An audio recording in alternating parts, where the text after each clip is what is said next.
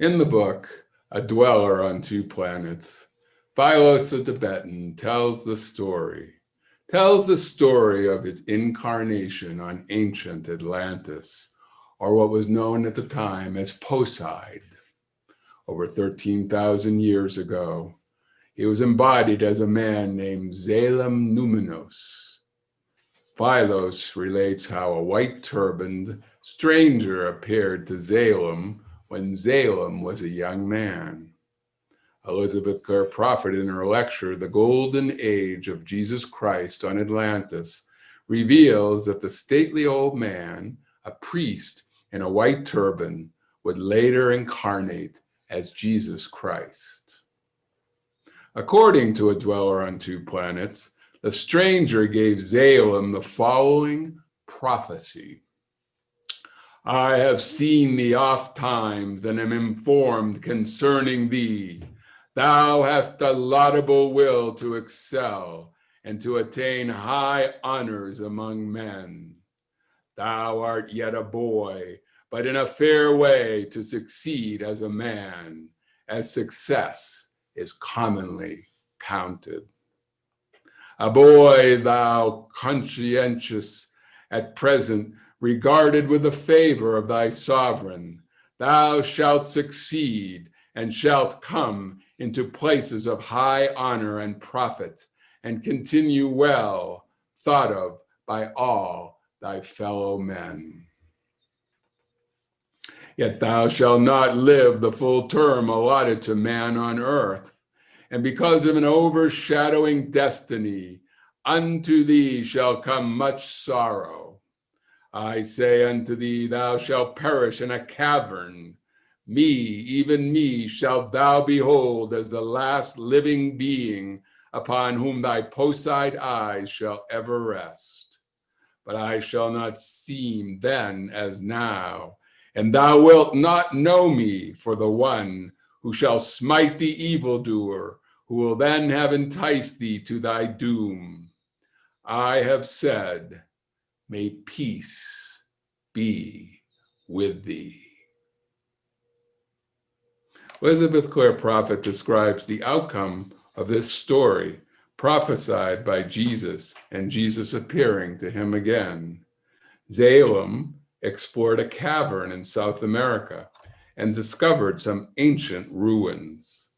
He entered what he thought was a house. It was so well built that even a sheet of paper could not fit between the stones. He pushed on the door, misjudged its weight, and the door swung shut, locking him inside with no way to get out. As he lay dying, Manon, high priest on Atlantis, appeared to him and told Zalem that he had tempted him into the prison and piqued his curiosity so that he would close the door. As Philos relates the story, Manon went on to challenge the existence of God. Bah! If God exists, I fear not, yet let him punish. Suddenly, a fearful, glorious, and wonderful sight appeared. A human form, which was not of earth, surrounded by a blinding white light, stood before us. For an instant, the wondrous eyes gazed upon me, then turned to Manon. He said, I shall not, O Manon, enumerate thy crimes. Thou knowest them every one. Thou hast blasphemed God and jeered in thy soul, saying, punish, but thy day was not come. Wherefore thou wert let go unrebuked. It made thee bold, and thou wouldst go on even now. But as thou art an ego, a ray from my Father, and now give out no more light, but darkness only, I will cut thee off for a season, for thou shalt neither destroy more of my sheep, nor be let to leave unexpiated the evil thou hast done. Get thee behind me. The high priest stood, the picture of awful terror, numbed beyond thought of escape, which indeed was not possible. For the judge was man, and more than man finite was man infinite, even Christ. Now, however, as the Son of Light ceased to speak, Manan uttered a howl of mingled terror and defiance.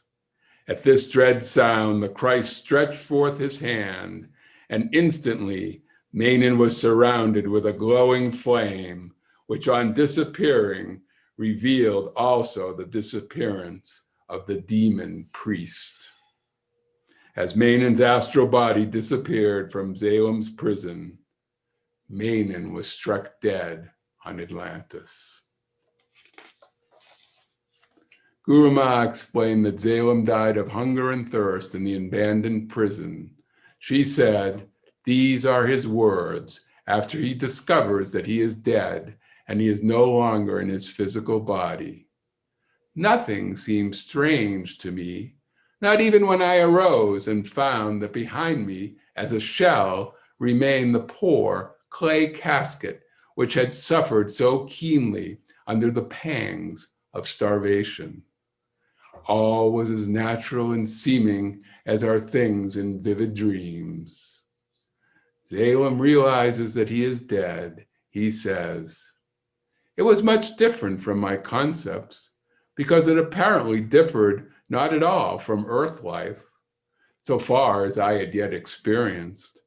I stepped to the door, forgetting that its lock had previously prevented my exit. Only when it opened at my touch did I remember that it had defied every previous effort."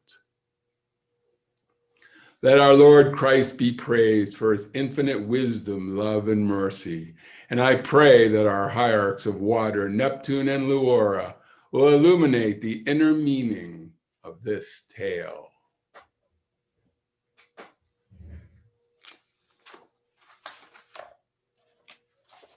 A few months back, I decided I was going to deliver a sermon after hearing a dictation from Neptune and Luora, as I usually do when I retire at night, lay down, and I listen to a dictation. They talked about that they placed a key in our hand. A key, they told us, that was to unlock our own prison cell. This idea expanded into an entire weekend prayer vigil based on a conference held at the Royal Teton Ranch in October of 1993 called Prayer Vigil to Restore the Tai Chi of Elemental Life, where all the hierarchs of the elements dictated, as we saw this weekend. And I was fortunate enough to have the video, so we were able to play them. But as I continue, Neptune gave me a great gift, and I am eternally grateful. It is a gift that once you get, you want to share. What a great awakening. What a blessing from our master, Neptune and Luara, the key masters to release us from the prison of the unconscious. Hail, Saint Germain! Hail, Saint Germain! Hail, Saint Germain, and Aries and Thor, Mother Virgo and Pelor, and Prince Ramesses and Princess Diana. Praise the Lord, I am that I am, Sanat Kumara. So I wanted to give you testimony before today's dictation of some of what I have been not only thinking about, but experiencing. It has been for me the experience of a great degree of newly found liberation. A liberation from the limitations of the prison I created myself. It is hard to see the prison from the inside out, similar to Plato's allegory of the cave.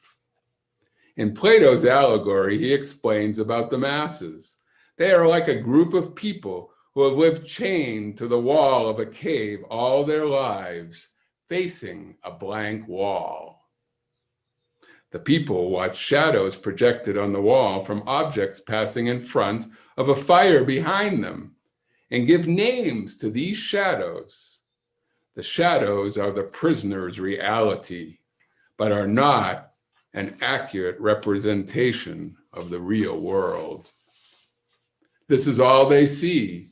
This is all they know, until one day one of them escapes outside to the light, and in wonder sees the sun and the clearness of all the objects illuminated by that sun.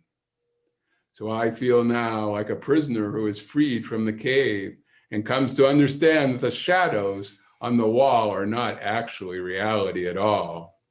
For Neptune's key has given me a glimpse at understanding and perceiving higher levels of reality. What a great awakening. What a great gift from the Master. This is why I believe the reading today from Dweller on Two Planets is so relevant. Bios was trapped in a physical prison, but I see this as a metaphor for the cage, the walls, the prison that many times we have self-created, or a prison matrix created by fallen ones and archons to keep us subservient and imprisoned. The word archon from the Greek means ruler, chief, magistrate, lord, prince, or authority. In the teachings of Gnosticism, the archons are the terrible spiritual powers who collectively rule over the world and imprison souls, barring the passing.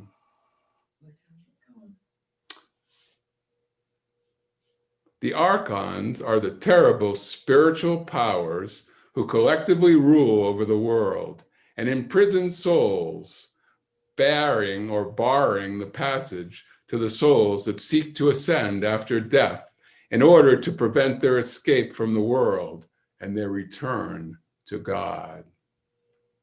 So Philos was purposefully trapped by Manon, the black magician, a wolf in sheep's clothing, who hated Philos with such a passion as to lure him to his imprisonment and ultimate death. This I see as a metaphor as well.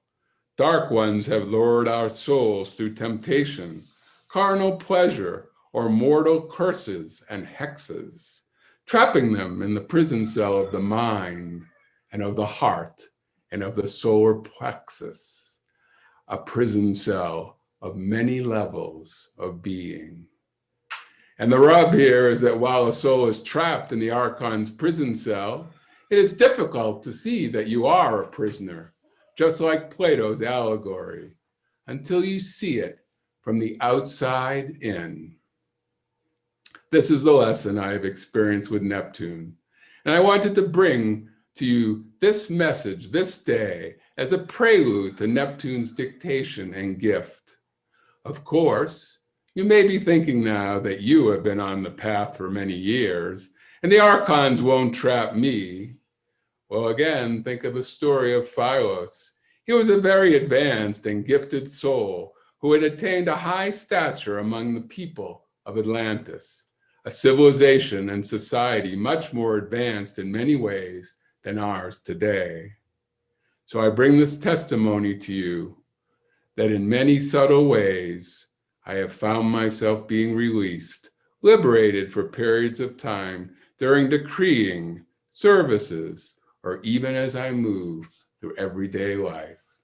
And even throughout the course of this weekend, as we gave this incredible prayer vigil, and we had the visualizations in the violet flame, and I would see that violet flame for hours after. It was like my soul was lifted, and seeing that violet flame around me, seeing the elementals, this is the gift of Neptune. Anyway, I will qualify that previous statement because I do realize that the ultimate release is the permanent release of the soul in the victory of the ascension. But this is not what I'm talking about in this moment. I'm talking about experiencing the ability to be unprisoned from your chain, from your chains in your prison. That's what I'm trying to say. That your soul can fly and it can be projected. It can go to the retreats, not only at night, but during the day. You can see the elementals around you because your soul is not surrounded by opaque walls. But I experienced that awareness in subtle ways of recent. I experienced that my solar consciousness is not limited. This is what I was just saying. It is not a mental activity. I am experiencing the awareness of not being confined to this physical temple, prison, if you will, but that my soul can soar into the heart center, soar up the crystal cord and out through the crown chakra, and soar up into my mighty I am presence and be one. My solar consciousness can soar high into the atmosphere where there is nobody and nothing but space. And I mean vast space, immense space, filled with the mind of God. What a great awakening. What a blessing from the Master. Hail Lanello. I am everywhere in the consciousness of God. Our beloved Saint Germain at that same conference called us to use Neptune's key to become an adept. He said, Neptune has come. He has given you the key whereby you can unlock the prison door of your carnal mind. I am now intensifying my aura through and around you, for I desire you to know the freedom, beloved, of all attachments, of all addictions to substances that you take in, or to practices which deplete the sacred fire within your temple. I am giving you an experience in my aura this day, which all who hear or read this dictation shall also have. For my electronic presence will come to you, and that experience, beloved, is to know the freedom of the addictions of this octave, to be able to walk away from them, and to be able to say, Saint Germain has called me this day. He has called me to be an adept. And if he has called me to be an adept, he must believe in me, that I can in truth become an adept. And therefore, because Saint Germain believes in me, then I will become that adept. For I will not let my master down, who has supported me for these many tens of thousands of years. But I will show the world that I am a true student of Saint Germain and a Chela of the seventh age. What a great awakening. What a blessing from our master Saint Germain, the God of freedom for the new age. Hail Saint Germain, hail Saint Germain, hail Saint Germain and Portia. As you will soon hear from Neptune himself, he will place this key in your hand. And he tells us that you cannot lose it because it is not a small key. And this key is on a chain, a very heavy chain. And when and where at some time, at any time in the future, you will find that you have stepped into an old prison cell, such as Philos did in his Atlantean embodiment, and the door shuts and you have no way to get out, you will have this key that he gives us this day. Once you take it and use it to unlock your own prison cell, the prison cell of many levels of being, and when you are truly liberated man, woman, at all levels of being, take this key, go forth, unlock the doors of those who are imprisoned by fallen angels. And so with this key, you can unlock the prison doors of those souls who have fallen into the ditches of the astral plane and know not how to remove themselves. You can unlock the doors where elementals suffer and cannot do their work, for they are imprisoned in the curses of the fallen ones. You see, the fallen ones have long ago recognized the value of controlling the beings of the elements. This they do through the bloodletting of voodoo ceremony and satanic rite, invoking demonic forces of the astral plane and casting spells of death and destruction and hexes that hypnotically bind the elementals to do their bidding. And once imprisoned in some cases for centuries, in that matrix, the elemental must do exactly what his master tells him because he is bound by that pattern. So let us now prepare to receive our beloved Neptune and Luara. Think about this gift of the master. Ask yourself, is it time that I opened the prison door and exited the very prison of my own carnal mind? Are you a slave of that mind? Do you believe in the limitations of that mind? Ask yourself this, dear ones. Is it time that I took the key of Neptune to heart, head, and hand? For when you have the key and you use the key of Neptune, you have the key of alchemy.